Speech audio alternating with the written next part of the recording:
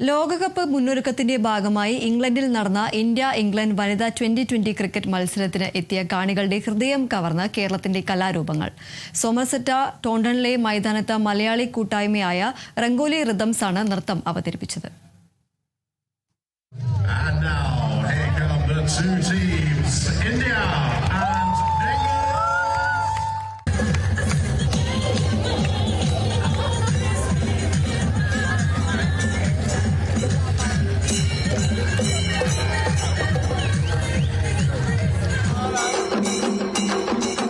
ഇംഗ്ലണ്ടിൽ നടന്ന ഇന്ത്യ-ഇംഗ്ലണ്ട് വനിതാ 2020 പരമ്പരയിലെ നിർണായക മൂന്നാം മത്സരം ഇന്ത്യ പരാജയപ്പെട്ടെങ്കിലും മലയാളികൾക്ക് അഭിമാനിക്കാവുന്ന മുഹൂർത്തങ്ങളാണ് സ്റ്റേഡിയമായ സോമർസെറ്റ് ടോണ്ടണിൽ അരങ്ങേറിയത്.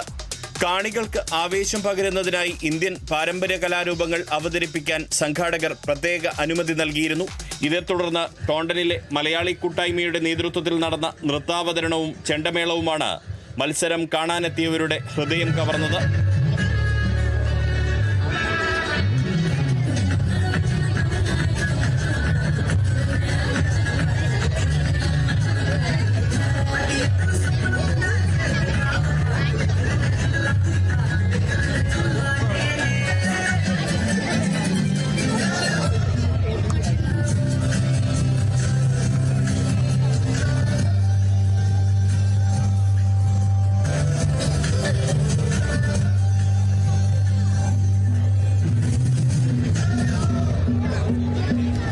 രംഗോലി റിഥംസാണ് നൃത്തപരിപാടി അവതരിപ്പിച്ചത്.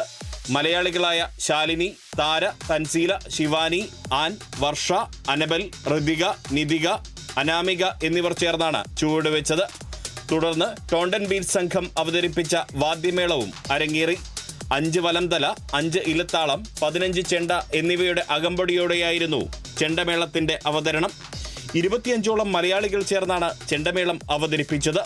പിന്നീട് മത്സരത്തിനിടെ ഇന്ത്യൻ ടീമിന് ആവേശം പകരാനായി ഗ്യാലറിയിലിരുന്ന് മലയാളി സംഘം ചെണ്ടകൊട്ടി. ഇന്ത്യൻ ടീം നായിക ഹർമൻപ്രീത് കൗർ പുറത്താകാതെ നേടിയ അർദ്ധ സെഞ്ചുറിയുടെ ബലത്തിൽ 5 വിക്കറ്റ് നഷ്ടത്തിൽ ഇന്ത്യ 180 റൺസ് നേടിയെങ്കിലും അത് മറികടന്ന് ആതിഥേയർ വിജയം സ്വന്തമാക്കി. നിർണായക മത്സരത്തിലെ വിജയത്തോടെ 2-1 പരമ്പരയും ഇംഗ്ലണ്ട് സ്വന്തമാക്കി. എങ്കിലും ഇംഗ്ലണ്ടിലെ ഒരു ക്രിക്കറ്റ് വേദിയിൽ മലയാളത്തിന്റെ കലാരൂപങ്ങൾ അവതരിപ്പിക്കാനായി എന്നതും ടെലിവിഷൻ സംപ്രേഷണത്തിലൂടെ ലോകം മുഴുവൻ അത് കേൾക്കുകയും കാണുകയും ചെയ്തു എന്നതും കേരളീയർക്ക് അഭിമാനിക്കാവുന്ന കാര്യമാണ്. Riyas KMR, Kerala vision news.